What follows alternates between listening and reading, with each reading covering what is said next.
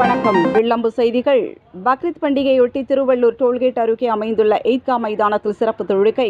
இஸ்லாமியர்கள் ஒருவரை ஒருவர் கட்டித் தழுவி வாழ்த்துக்களை தெரிவித்துக் கொண்டனர். கடந்த 4000 ஆண்டுகளுக்கு முன்பு வாழ்ந்த இப்ராஹிம் நபி என்பவருக்கு நீண்ட காலமாக குழந்தை பாக்கியம் இல்லாமல் இருந்தது. இந்நிலையில் நீண்ட காலமாக அல்லாஹ்விடம் பிரார்த்தனை செய்து அதன் பலனாக பிறந்த ஆண் குழந்தைக்கு இஸ்மாயில் என்று பெயரிடப்பட்டது. அந்த குழந்தை இளம் பருவத்தில் வளர்ந்தபோது அல்லாஹ் இப்ராஹிம் நபியின் கனவில் வந்து தங்களது குழந்தையை அறுத்து பலியிட வேண்டும் என்று கட்டளையிட்டுள்ளார்கள். நீண்ட காலம் கழித்து பிறந்த குழந்தையாக இருந்ததால், மிகவும் பாசமான பிள்ளையாக இருந்ததாலும் இறைவனின் கட்டளையை நிறைவேற்ற வேண்டுமென தியாக மனப்பான்மையுடன் தனது மகனை வெட்டி பலியிட முயன்றபோது அல்லாஹ்வின் இறை தூதர் இறங்கி வந்து மகனை அழிக்க வேண்டாம், அதற்கு பதிலாக ஒட்டகம், மாடு, ஆடு போன்ற பிராணிகளை அறுத்து பலியிடுங்கள் என்று கூறினார். இந்த இப்ராஹிம் நபியின் தியாகத்தை போற்றும் விதமாக பக்ரீத் பண்டிகை கொண்டாடப்படுகிறது.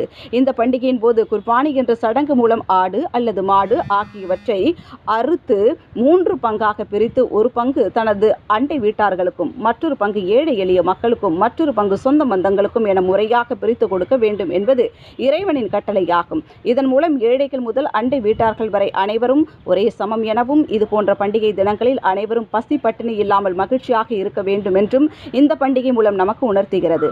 அதன்படி திருவள்ளூர் ஈத்கா மைதானத்தில் ஜாமியா மஸ்ஜித் தலைமை இமாம் உமர் ஃபாரூக் அன்வாரி தலைமையில் நடைபெற்ற சிறப்பு தொழுகை மற்றும் பிரசங்கம் ஆகியவற்றை இஸ்லாமியர்கள் கேட்டு பின்னர் தொழுகைக்கு வந்தவர்களுக்கு வாழ்த்து கூறி ஒருவரை ஒருவர் கட்டித் தழுவினர். பின்னர் ஏழைகளுக்கு தானம் செய்தவாறு தங்களது வீடுகளுக்கு மகிழ்ச்சியுடன் சென்றனர்.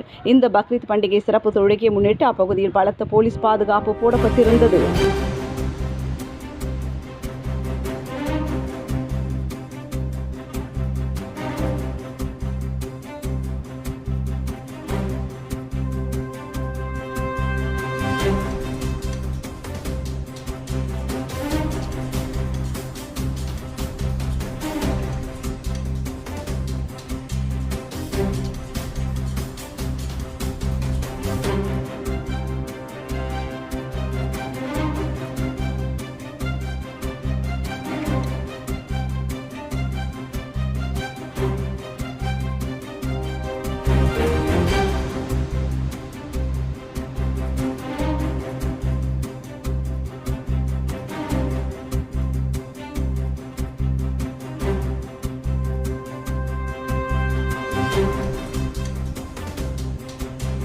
உடனுக்குடன் செய்திகளை தெரிந்து கொள்ள வில்லம்பு சேனலை சப்ஸ்கிரைப் செய்யவும்.